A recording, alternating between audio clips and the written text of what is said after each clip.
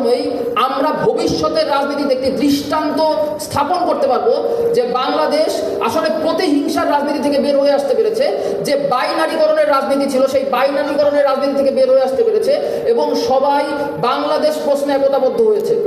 সবশেষে বলতে চাই, ঢাকা ইউনিভার্সিটি ডিবেটিং সোসাইটি সবসময় বাংলাদেশের পক্ষে ছিল। বাংলাদেশের সকল বিভিন্ন ধরনের বৈপ্লবিক পরিবর্তনের সময় তারা বাংলাদেশের সাধারণ মানুষের পক্ষে দাঁড়িয়েছে এবং সব কিছুকে ক্রিটিক্যালি দেখেছে। এখন সময় এসেছে জুলাইকে নিয়ে, যখনই যত বারবার জুলাইয়ের আদর্শ, জুলাইয়ের স্পিরিটের কথা বলা হবে, আমাদের অবশ্যই জুলাইয়ের প্রশ্নে সবাইকে এক থাকতে হবে এবং তার পাশাপাশি জুলাইকে পর্যাপ্ত ক্রিটিক্যালি দেখতে হবে।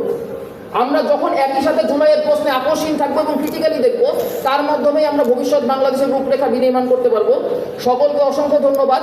আশা করছি ঢাকা ইউনিভার্সিটি ডিবেটিং সোসাইটি তার জায়গা থেকে ঢাকা বিশ্ববিদ্যালয়ে মুক্ত বুদ্ধি চর্চার একটা আকর্ষণ ক্ষেত্র হিসাবে কাজ করে যাবে এবং এখানে ঢাকা বিশ্ববিদ্যালয়ের সকল শিক্ষার্থী সহ সারা বাংলাদেশের সকল শিক্ষার্থী সুধীজনকে স্বাগত থাকবে। আশা করছি আমরা একসাথে একটা সুন্দর বাংলাদেশ প্রতিষ্ঠার লড়াইয়ে এগিয়ে যেতে পারবো।